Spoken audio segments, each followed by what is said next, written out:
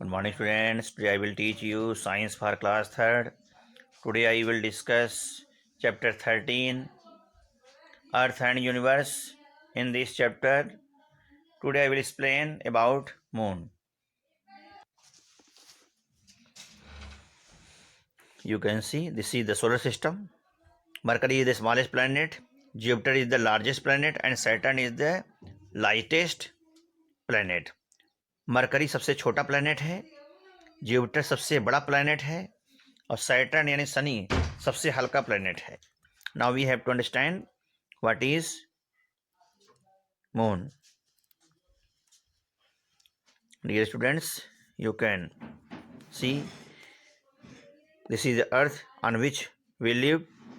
Mercury, Venus, Earth, Mars, Jupiter, Saturn, Uranus, Neptune, Pluto.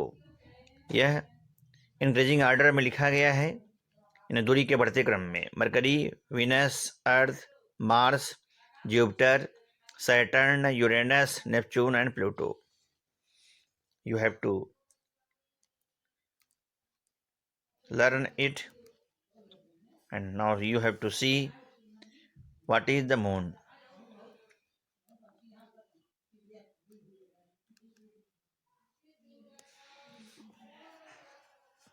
The moon is the natural satellite. Moon को चंद्रमा कहा जाता है.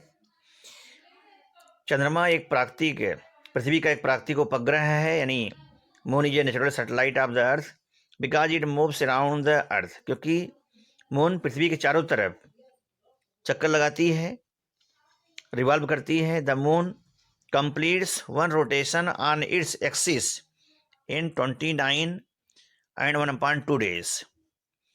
चंद्रमा पृथ्वी का एक चक्कर, the moon completes one rotation on its axis, यानी मून अपने एक्सिस पर 29 and 1.2 days में एक चक्कर अपने ही एक्सिस पर लगा लेती है.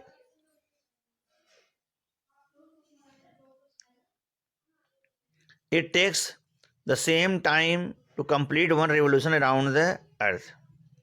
और यह पृथ्वी के चारों तरफ एक चक्कर लगाने में सेम टाइम लेती है. The moon is about 3,84,000 kilometre away from the earth. चंद्रमा पृथ्वी से 3,84,000 किलोमीटर दूर है.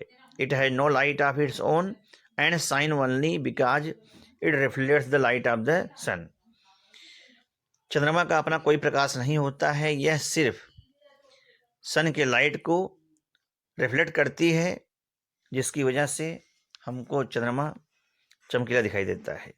Quick test, choose the correct answer. The sun and the 8, यहाँ पर 9 नहीं होगा, 8 होगा. 8 planets together form our solar system. सूर्य और 8 प्लैनेट मिलकर सोलर सिस्टम बनाते हैं. Days and nights are caused due to rotation of the earth. यहाँ पर रिवोल्यूशन नहीं होगा, रोटेशन होगा. यहाँ पर 8, यहाँ पर नेचुरल सही है. The moon is a natural satellite.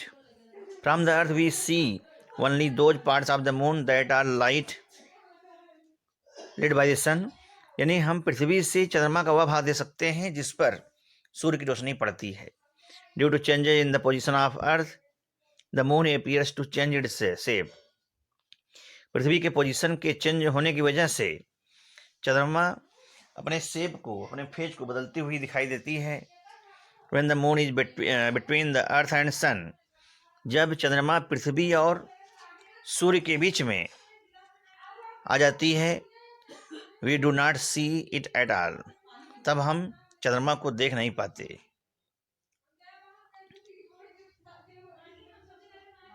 This is called the new moon. इसे न्यू मून कहा जाता है, अमावस्या कहा जाता है.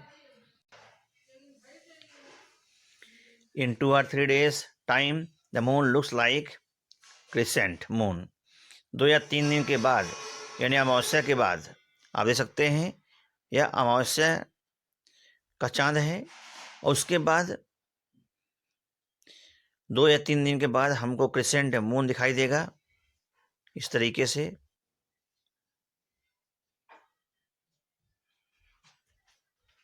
With in a week we see half of the moon. एक हफ्ते के अंदर हमको हाफ मून दिखाई देगा। Called the first quarter when we see more than half of the moon.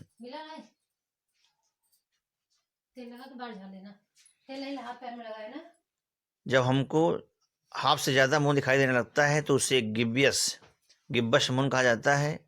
In 2 weeks time we see the full moon. 2 हफ्ते के अंदर हम पूरा चंद्रमा देख लेते हैं, इसे पूर्णिमा कहा जाता है। Dear students, you have to understand it. Thank you very much.